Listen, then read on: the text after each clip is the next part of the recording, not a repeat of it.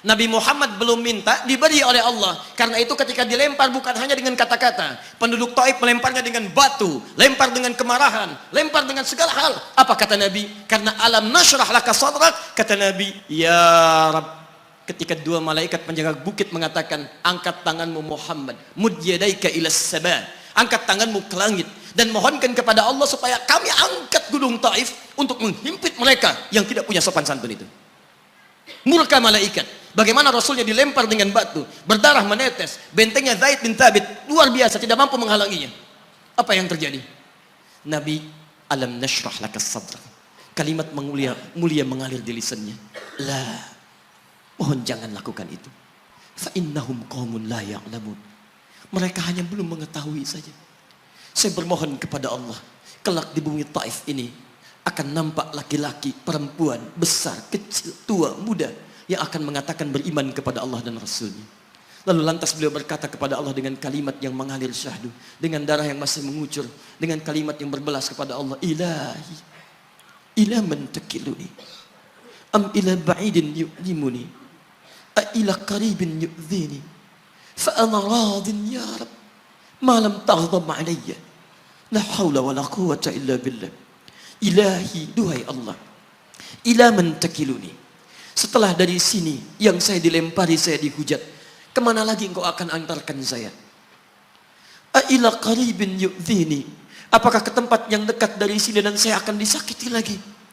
Am ila ba'idin yu'limuni, atau tempatnya masih jauh yang harus saya tempuh, tapi di tempat itu saya akan dihinakan lagi.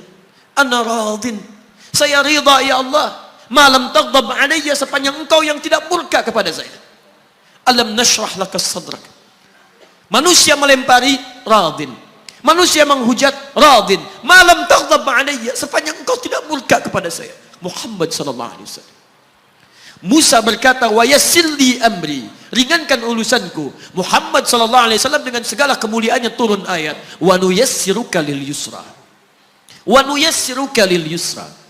Karena itu Nabi Rasul dulu mukjizat tampak di depan mata. Ada yang menghidupkan orang mati dengan menyebut kalimat Allah biiznillah, biiznillah. Sampai maaf teman-teman sekalian, mukjizatnya ada, Rasulnya ada, di hadapannya Allah mau dicari dan dibunuh juga. Muhammad sallallahu alaihi wasallam, wa nuyassiruka lil yusra. Tidak banyak mukjizat seperti nabi-nabi dahulu, dengan turunnya satu mukjizat beriman kepada beliau sallallahu alaihi wasallam, bahkan nyaris orang-orang yang tidak pernah melihatnya. Lihat umat masa lalu. Kaumnya Musa, Musanya kelihatan. Mukjizatnya bagus, tongkat dilempar jadi ular, tongkat dipukulkan ke batu, keluar 12 mata air. Quran surah kedua ayat ke-60. Apa yang terjadi? Umatnya masih belum mau beriman juga. Nabi Isa alaihissalam masih kelihatan, orangnya ada, nabinya ada, mukjizatnya ada, rasulnya ada, libat luar biasa, mukjizatnya luar biasa, istimewa. Tapi apa yang terjadi? Dicari-cari nabinya mau dibunuh, belum beriman juga. Muhammad sallallahu alaihi wasallam spesial. Perhatikan. Kalau orangnya kelihatan Anda yakin, Anda beriman, itu wajar. Muhammad sallallahu alaihi wasallam, ada orang yang tidak pernah melihatnya, tidak pernah menatapnya, mimpi pun belum tentu berjumpa dengannya, tapi mau beriman kepada Muhammad sallallahu alaihi wasallam. Antum pernah melihat Nabi sallallahu alaihi wasallam? Berjumpa dengan Nabi sallallahu alaihi wasallam? Maka beruntunglah antum, karena orang-orang yang beriman kepada Nabi sallallahu alaihi wasallam tanpa pernah melihatnya, itulah orang disebut oleh Nabi sallallahu alaihi wasallam sangat dirindukan oleh beliau. Satu kali beliau duduk dengan para sahabatnya mengatakan, ana mushtaqun bi ikhwani, saya sekarang sedang merindukan saudara-saudara saya.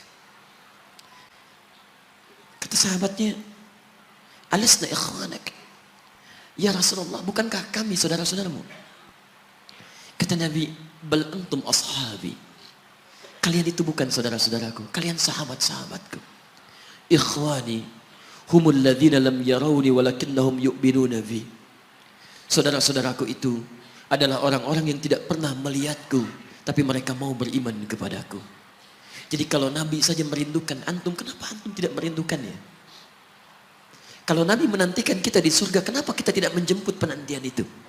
Karena itulah Muhammad sallallahu alaihi wasallam akan menjemput umatnya di surga dan tidak melangkahkan kaki ke dalamnya sebelum berkumpul umatnya dibimbing beliau oleh sallallahu alaihi wasallam ke surga. Allahumma salli wa sallim wa barik alaihi. Allahumma salli wa sallim wa barik alaihi. Allahumma salli wa sallim wa barik alaihi.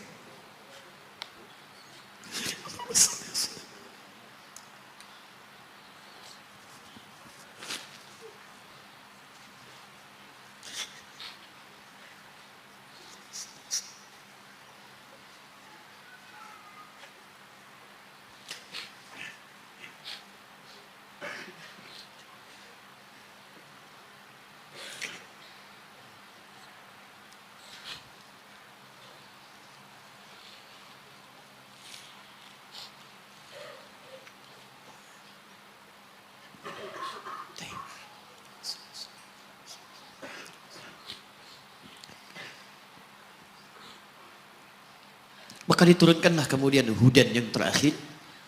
Diharapkan dengan hudan ini mengantarkan semua umat Muhammad SAW yang mau beriman dan mengikutinya ke surga. Karena Rasulnya spesial, umatnya spesial, maka diturunkan di waktu yang spesial dengan petunjuk yang spesial. Quran surah kedua ayat 185. Syahrul Ramadan alladzi unzila fihi al-Quran. Di bulan Ramadan, turunnya bulan Ramadan, bulan spesial. Unzila fihi al-Quran, diturunkan Al-Quran. Apa fungsi Al-Quran itu? Ternyata bukan bacaan biasa. Bukan koleksi yang Anda simpan di pinggir-pinggir masjid atau terletak di atas-atas dipan di rumah Anda. Maaf, hudan. Lihat ayatnya. Syahrul Ramadan alladzi unzila fihi al-Quran hudan. Hudan.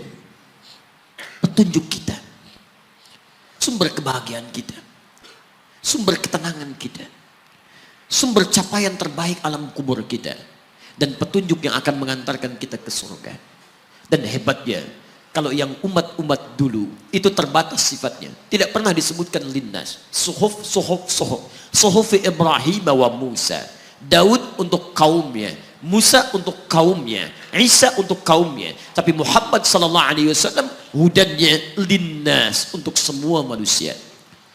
Jadi tawaran Quran, Allah menginginkan semua manusia yang kembali ke surga.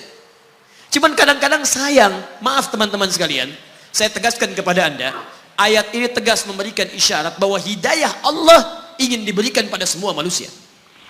Jadi kalau kita lihat keterangan Al-Quran, seharusnya tidak ada satupun manusia yang tidak dapat hidayah. Semua dapat. Cuman masalahnya, ada orang yang diberikan tapi dia tidak mau mengambilnya. Ini masalahnya.